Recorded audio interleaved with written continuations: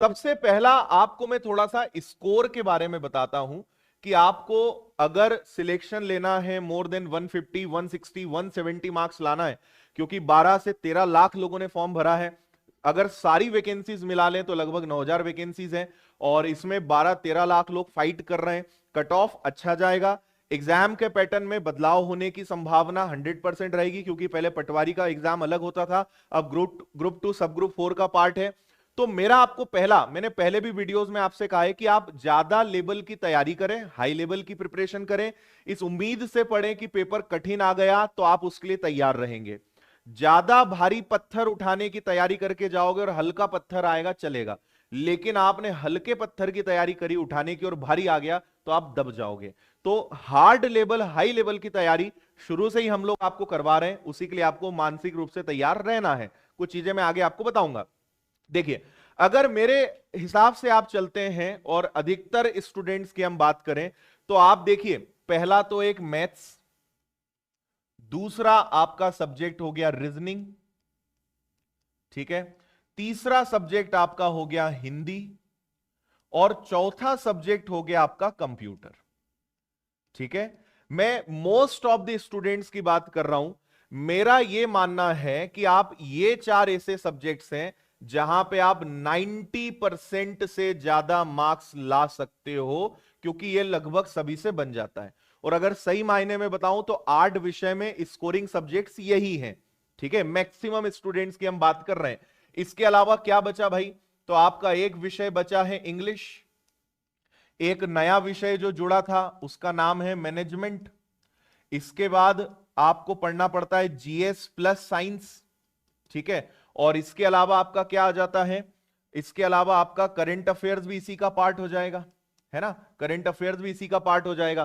तो ये सारे विषय आपके रहेंगे, है ना। अगर हम साइंस को यहां पे अलग कर दें, जीएस हो गया और एक आपका साइंस हो गया, इसको अलग कर देते हैं और इसमें करंट अफेयर्स डाल देते हैं। ये आपके बचे हुए 4 विषय हैं।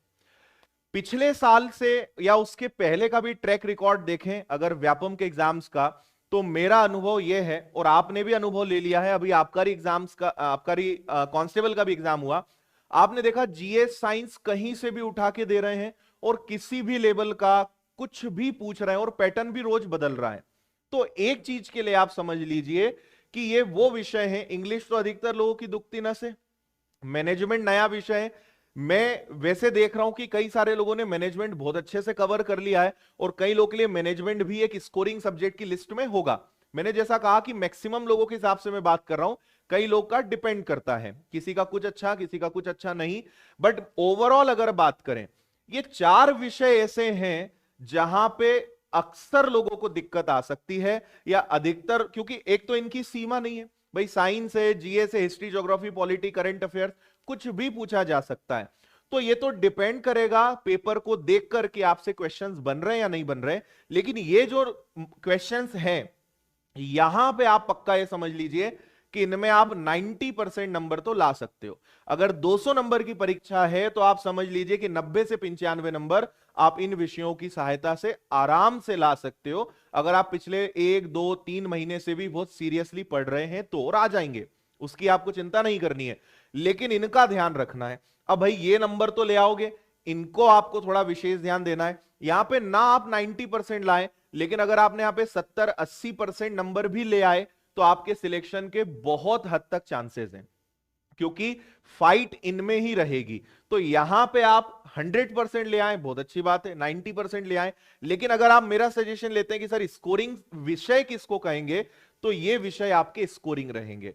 आपका हाईएस्ट जो मार्क्स खींचेगा वो यही खींचेगा, और इनकी प्रैक्टिस पर भी आपको विशेष ध्यान देना है। तो ये तो एक आपका बहुत सारे लोगों का क्वेश्चन था कि स्कोरिंग सब्जेक्ट कौन से होते हैं, वो आपको यहां पे बात समझ में आई।